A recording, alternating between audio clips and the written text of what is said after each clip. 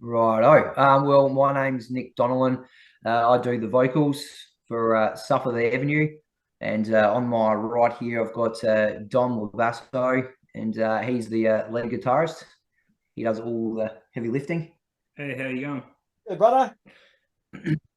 Thanks for joining us tonight. And oh, thanks for having us. No worries at all. So we're here today to talk about the fact that Suffer the Avenue are premiering your new single, Sick Current via Heavy on September the 1st. So firstly, tell us a bit about the song, guys. It's pretty sick. It was a song that so I recently entered this band, I don't know, 14, 15 months ago, and they come to me with a few sort of skeletons of songs. And this was one of the ones that we worked on straight off the bat. And I think we all sort of fell in love with each other in a bro kind of way with this track. Yeah, it was good to, like, as we were on the search for a new singer, have a couple of songs to just throw out to someone and say, here, listen to this, see what you come back with. But also when we wrote this song, it sort of just fell together, and then we brought in a new singer who just grabbed it, and that fell together, and it's just one of our favorite as a whole. She's a massive beast of a song, guys, that blends a variety of genres. So where did she come up with that sound? It's like out there, but it's really effective. I guess the sound is just, it's literally every influence we have in ourselves, and then we take that to the jam room, and it just comes together when you're in a room together playing together. Like, it's not really anything that we set out to sound like. We just, someone starts here, someone starts there, says, what do you think of this riff, what do you think of that? It's like we build on the spot, and it's hard to sort of say where that, like, our sound comes from, because it does build more organically in the jam room, which speaking personally, I wouldn't have it any other way. Like, it's a good way to do things. And I find coming into this, like, I'll sit in on them, jamming away, and everyone will throw some opinions out there, and things just gel really well. And what will happen is, well, I'll take a recording home, I'll work on some lyrics, and then the next time we catch up, I'll throw those lyrics down, and then it just changes a little bit more. And then before you know it, we've all come together with a full song. And they always come with that sort of, I mean, new metal, post-grunge, post-punk sort of style. Yeah, it definitely depends on what we're listening to at the time. Like, it's heavily influenced by, like, current, what we're listening to. But we also draw on past inspirations as well. So it's hard to say exactly how these songs happen. It's just the magic of the jam room. Yeah, right. And the song also comes with a creepy as fuck video, guys. So tell us a bit about that. Well, our main man Jay Palaskis on the drums, he loves it. He just loves it. So he had an idea for a film clip, and we sort of just went along with the flow, really. And he did a lot of the back work. He does a lot of the background stuff, and he put some ideas to us leading up to it. The week's getting in, and then we knew what to bring on the day, and we just had a big shoot day, and just had some fun with it. And I think the idea was to have the deadhead Ted to sort of stalk us all through the video. And without saying too much, we've got some plans going forward for the next film clip or two as well. Sort of like make it a common theme.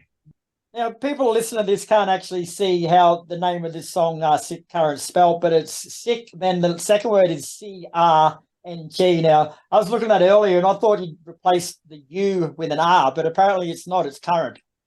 Well, it's up for interpretation to the listener. We just want anyone to read it and call it whatever they want. And that's exactly right. They can call it whatever they want as long as they enjoy it. Very cool. But so I'm going to choose the former one, mate, because I'm a big fan of the word cunt. But you could have replaced the U with any letter or symbol in the alphabet at all. Like, why choose the letter R? Like, if you flip it upside down, it's the closest thing. Like a lowercase r. I'll give you that. I'll give you that one. The song is also the lead single from your upcoming 4-track EP, Volume 1 Super Dead, which is coming out on September 15. So is it a good sonic representation of what to expect? Yes, in a way. Yes. We have 3 songs and a cover on there. So the cover is probably the closest thing to what we could find that we sounded like that we would perform well live. The other 2 songs are in the same vein, but definitely a little bit different. Like everything we've written, I feel so far has always been a little bit different, and nothing's like well, no 2 songs are the same. Yeah, we try and steer away from sounding like we wrote every single song within 2 weeks, where it was all the same influence, all the same sound, style, and just procedure for writing. Because personally, I feel like when you write songs too quickly, you get a little bit formulaic and just sort of piece everything together the exact same way, the exact same time. Whereas if you give it a little bit of time to breathe, they take different directions, which I think a lot of these songs do. And the first 4 songs on this EP probably cover the best amount of diversity we've actually written, I feel. Yep. Because there's only 4 songs on there, we've got time to go through them individually. So we've got Sick Current out of the way, guys. So tell us a bit more about Saturday Friends. Well, Saturday Friends. That's actually my personal favourite. Yeah. I love that song. I might have been wrong before. I think that might have been the first song I added the lyrics to, possibly. Yeah. I don't know. I can't remember. But I just remember when I did Saturday Friends, I just had a hook in mind for that chorus, and somehow that worked. I couldn't believe it. When I come with the hook, and the lads were actually happy with it. And I was like, oh shit, I've actually done something right here to start off. And yeah, Saturday Friends is actually my favourite song also, because the lyrics there were just heavily influenced with things that happened in my previous job experience with what I deem as a person as being a bit of a predator. And they're what the lyrics are heavily about. But we thought we'd cover it with a nice friendly name called Saturday Friends. Friendship. How many friends you have on a Saturday? Next up, you got a cover of the Primer 5-5 song Loose. So tell us about that and why you chose to cover that particular song. I had a Apple playlist that was I Really Miss New Metal, and I'd never heard the song before, and it came up, and it was just as Nick was sort of coming into the fold, and I was like, oh, this has like what we want to be and what we want to sound like written all over it. So we like just floated it in the group chat, and everyone sort of stuck to it, and we tried it in the jam room, and it felt really good. And we've played it live, and it felt really good. And we thought, if like we'd like to have a cover, just to have something for people to like, hopefully something that they connect to. Like we like to have a cover in the set, but this one just it jumps. It's an absolute great song. So we kept it. It's always performed well, and we just feel like it's a good representation of the sound we wanted to go for. Yeah, playing that song live, it's fucking bouncing. I love that one. He closes out with Fang. Tell us a bit about that one. Well, Fang was heavily written, influenced by Jay, the drummer, and that is the one track that's all his lyrics. I'm pretty sure 100% his lyrics. Yeah. He gave me these lyrics, and I had to look over them, and had to make a few alterations with where they sat. But I just looked at it and I was like, this is great.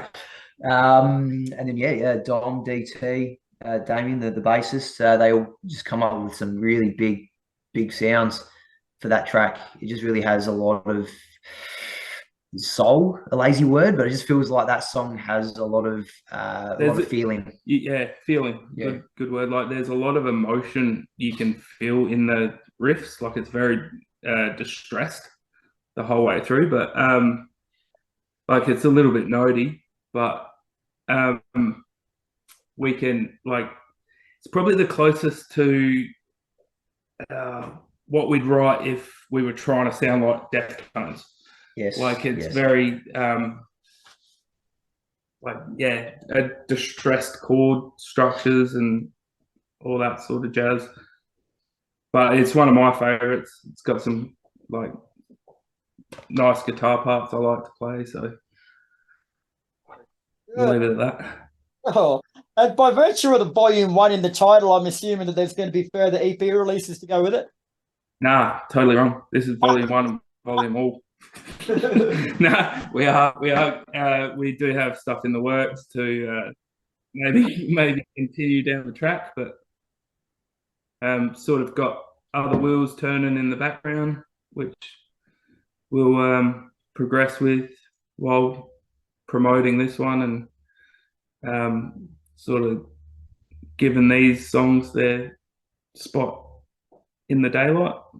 Yeah, this is just the beginning. No, we do have a plan going forward, and we're very excited. First of all, we're excited to get this out there. But I know me personally, I'm a person I'm pretty never satisfied. So I know once we release this, probably within the first 2 weeks, I'll be like, righto, lads, let's get this second going, because we do have more in the works. And as much as I'm pumped for this one, I'm already ready to go for the next round. So there will be more to come.